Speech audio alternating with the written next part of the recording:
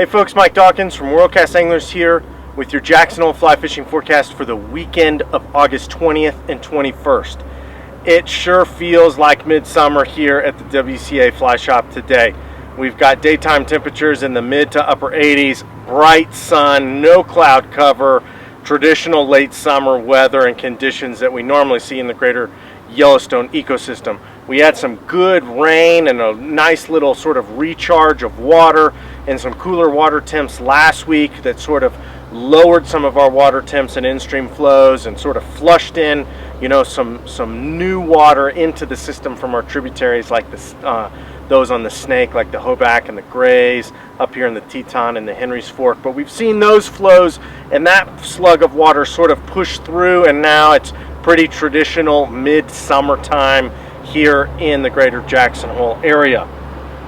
Looking into this weekend, our Fly Shop happy hour this Friday. We've got buy dozen, get a dozen free flies. We've got dollar tall boys for thirsty anglers 21 and up. Our feature of the week is buy one, get one free hats, t-shirts, and buffs. And then our sale rack is 60% off. So get stocked up and ready for the weekend on the water. We're getting ready to have our big into the summer sale, so this is going to be one of our last Fly Shop happy hours for the summer, so definitely take advantage of some of those awesome discounts that we've got going and moving forward. So call it the dog days of summer, we call it the summer hangover in the fly shop and the outfitting business, or whatever you want to call it. The midsummer doldrums, we're sort of in it right now. With hatches, we're starting to see some of our summer hatches wane, if not sort of shut off. We haven't really seen our fall hatches kick on really yet with mahoganies and betas and things like that. And sort of we plug that time in between the two with a lot of terrestrials. Hoppers, beetles, ants, those carpenter ants, parachute ants, any of those types of things. I definitely would be putting those in my fly box. I would definitely be having those out on the water, whether I'm fishing freestones, tailwaters, small creeks, tributaries, big water, anything like that. I'd have a good selection of terrestrials here moving forward until we get our first sort of push of fall weather moving into sort of September and October. Jackson Lake, 36% of capacity. Palisades Reservoirs, 41% of capacity. So those are holding in pretty good shape considering where we are right now. Moving into the end of September, we've got, we're in a much better situation than we were last year. Saturday looks hot, 82 and 53, partly cloudy. Sunday we've got 80 and 52, mostly sunny with some afternoon thunderstorms. So be aware always, with our warm weather that we're having this later, summer season. Afternoon thunderstorms are really common, so definitely have your wits about you and be noticing, big thunderheads and things along those lines. There's nothing more dangerous than being out on the water waving around a big graphite, fly rod lightning pole. So definitely be aware and be cognizant of that. The South Fork of the Snake, 9,410 CFS being discharged from Palisades Dam, 9,340 CFS there on the lower river.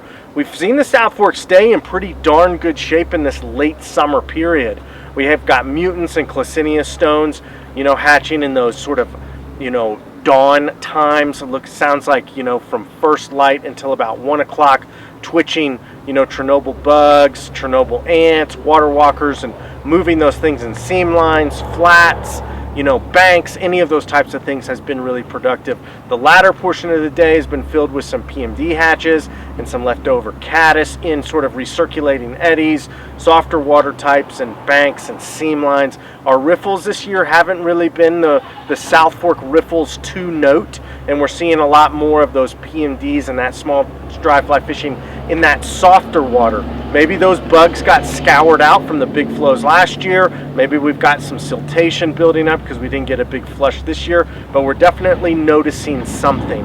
So look for the South Fork of the Snake to stay pretty darn strong here for the next couple weeks with the mutant stones, terrestrials, and some of those leftover PMDs.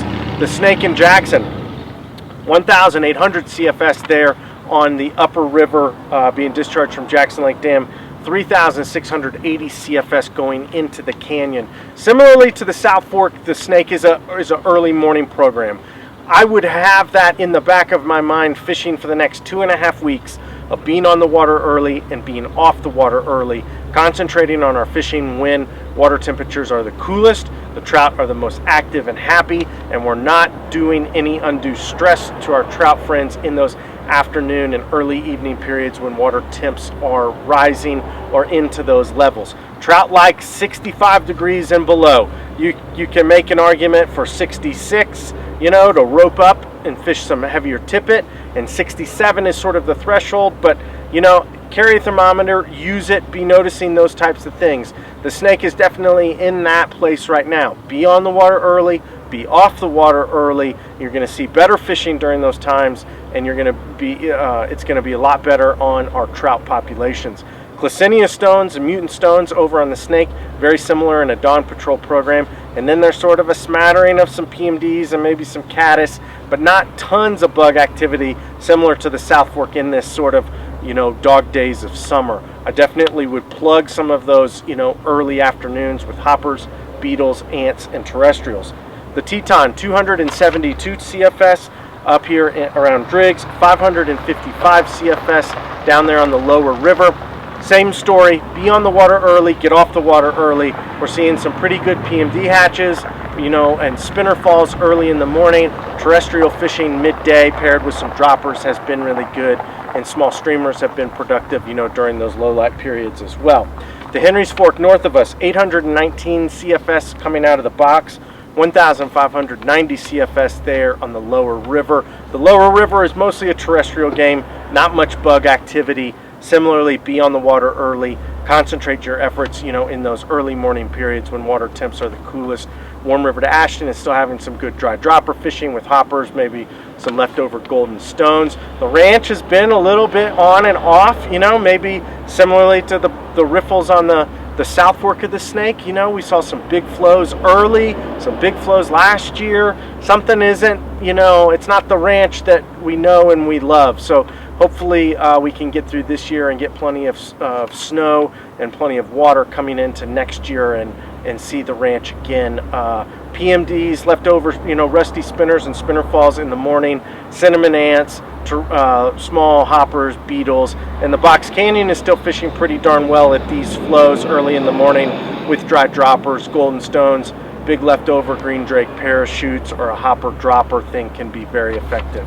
Flat Creek over in Jackson, same story. You're going to probably get sick of me saying it, but you know, those early morning periods are going to be your best times. Try to avoid those afternoon periods when those water temperatures are really warm. In Flat Creek, I'd be looking for rusty spinners in the PMD spinner fall early in the morning, maybe a calabatus here and there, some midges, you know, and you know, the terrestrials coming into play with the hoppers, the beetles, and the ants and things, you know, sort of along those lines. You'll see some caddis mixed in, you know, there, but those would be the bugs I'd be concentrating on. There's also a bunch of crane flies out on Flat Creek this time of year, so don't be afraid if you are, you know, fish a couple areas and don't see any fish, or you know, miss a couple fish or blow a couple opportunities. Tie on a crane fly, skate that into some tail outs or some big pools, hold on, and you'll probably bring up a couple big ones and a couple fish to be interested and may even eat your fly, you know, that way in that terrestrial game. So once again, that's all we've got going into this coming weekend in the dog days of summer.